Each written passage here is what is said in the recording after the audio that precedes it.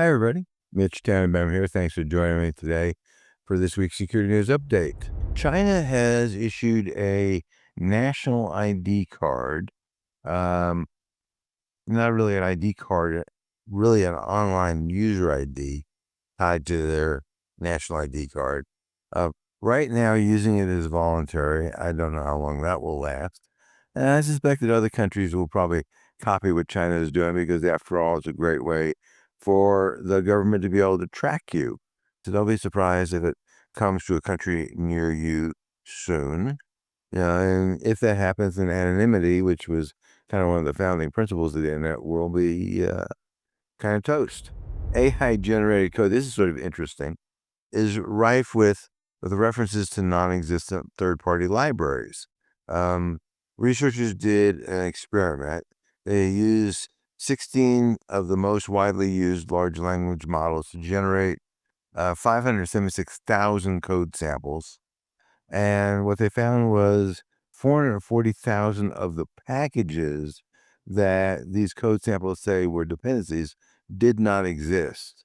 What that means, of course, is that hackers could go off and create these dependencies and put malicious code in it, and you'll very gracefully, just or graciously, add their malicious code to your program. So that's kind of cool feature. In the CMMC department, don't forget that phones and personally owned computers count when it comes to the boundary for CMMC. If you plan to use either of those, make sure you get all that sorted out because it adds a lot of complexity and a lot of cost to the equation. And if you are using personally owned phones and such, then understand that those phones will have to be fully managed by you, not by your employee, and your employees may not think too much of that. And there's at least one way I can think of around that, but it does take some effort and certainly will cost some money for sure. This is kind of a cool one, and I've seen this before. The general manager of a small utility district in Massachusetts got a call from someone claiming to be the FBI. It was just before Thanksgiving in 2023, and the caller said that his utility was one of 200 utilities that had been hacked. And he said, "Yeah, right, sure." Uh, and the FBI guy asked the general manager for his email address, and he would send him an email with a link, and the general manager um, should open the link and give more information. And of course, the general manager then went off and said, "Sure, right. I'm going to open a link from some guy who claims to be from the FBI." So he hung up on the guy, which is probably the right thing to do. And then he called the FBI office in Boston, which is the nearest FBI field office, and said, "What's going on?" Turned out that they had been hacked and kind of ruined the guy's Thanksgiving. But it's a fair question of, you get this phone call out of the blue or an email. How the hell do you know whether it's real or not? So um, feel free to contact us under those circumstances. We'll be happy to help.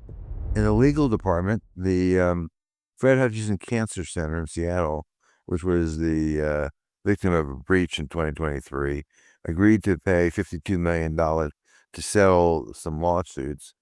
Interestingly enough, about half the money goes for credit monitoring or insurance, and the other half, is for other stuff. But literally half of it, and of course, I'm not sure exactly how much the lawyers get out of all that, but credit monitoring at scale is not cheap.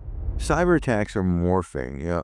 The old days, like last year, um, the old days of people breaking in and encrypting your data and saying, "Ha ha, ha, we've encrypted your data, and if you don't pay us, we won't give you back the encryption key." People figured out, well, if I have decent backups, that's not going to be much of a problem.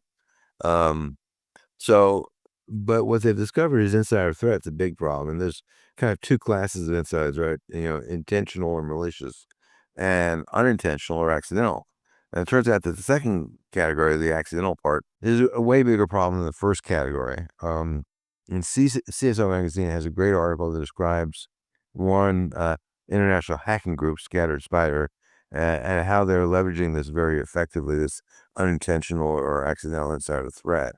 And that's how the UK retailer Marks and Spencer got attacked. and we see this actually, that particular attack vector that worked there all the time.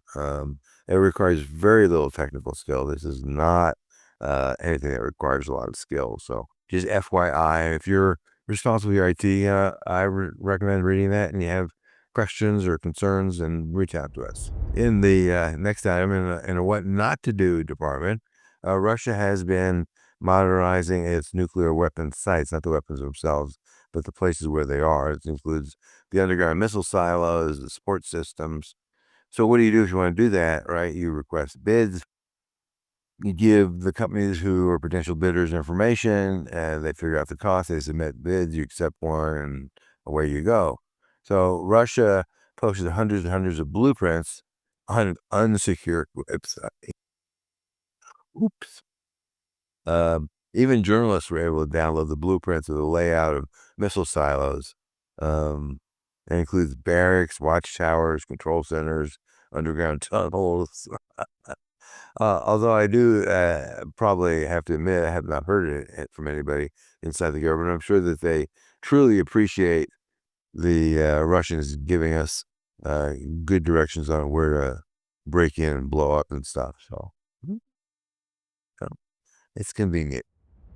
In the breaches department, the Sheboygan, Wisconsin warned about 70,000 people about a ransomware attack. I remember the city of Sheboygan only has 50,000 residents, so that's more victims than there actually are residents, including every man, woman, and toddler in the city.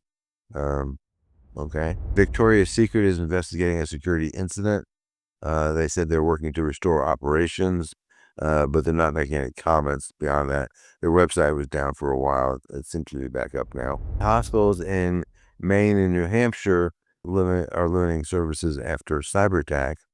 3 hospitals run by Catholic healthcare organization Covenant are dealing with this attack. It forced the facility to shut off all access to systems, which is really hard when you're a hospital. CISA is warning that SaaS providers are under attack. This is, I guess, in one sense, not news. This comes right after Commvault was hacked and compromised, and some of their customers' data was compromised. But they're saying that hackers are breaking into SaaS providers as a way to steal the SaaS providers' customers' credentials. And it's kind of interesting exactly how they do it. CISA is saving money, but at what cost? And, the challenge is, they have, looming budget cuts and layoffs, but in front of that, a whole bunch of their leadership, like 4 out of 6 division chiefs, the head of HR, a bunch of other folks are leaving, which doesn't make things any better. It makes people who are sticking around probably wondering whether they should be looking for jobs too. CISA says, everything is cool, don't worry. I don't believe that for a minute.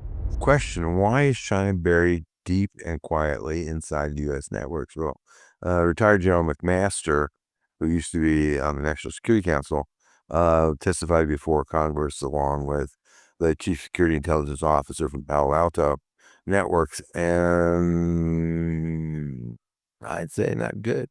I mean, and speculation has always been that this is the case, but you know, this would be a great way for China to be able to disable potentially a significant amount of critical infrastructure in the case of them wanting to do a cyber attack. U.S. spy agencies are setting up a platform to make it easier for them to buy commercial data. Now, what they've discovered is hard to get a subpoena from a judge. So just go buy the data, like, Facebook sells or Google sells or whatever. The data is perfectly fine and does in many ways exactly what they want to do. So they're setting up a way to make it easy for them. Breaking traditional encryption using quantum computers is now, we suspect, 20 times easier than it was before, meaning that Q-Day, the day when quantum computing is reliable enough to be able to break traditional encryption, is moved up a lot. Now they think it's about 5 years from now, so that's not very long. The problem is that both the Chinese and the U.S. are collecting huge quantities of encrypted data with the hopes that they'll be able to use quantum computers to decrypt it. Because, obviously a lot of data that's encrypted doesn't age well, but some of it does. Apple says it blocked $2 billion in fraud last year, or $9 billion in fraud over the last several years. It makes you wonder how much they didn't block. Probably a lot more than 2 billion, I bet. The defense, this is embarrassing.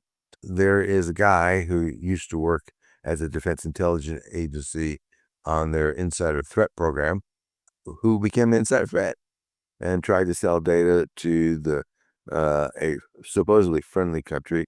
The FBI is not naming who it is. Turns out that the person that he was selling it to was an FBI agent. That didn't work out so well for him, but he was part of the insider threat program, and I guess he didn't understand that they might catch him if he tried to do that. And lastly, thousands of ASUS routers have a persistent backdoor. There is a way, if your router has been infected, to manually disinfect it.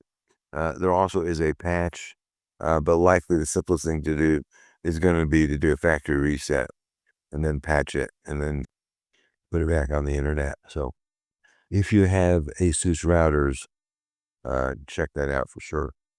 In the meantime, if you need help on any of this stuff, let us know. And stay safe. Thanks for listening.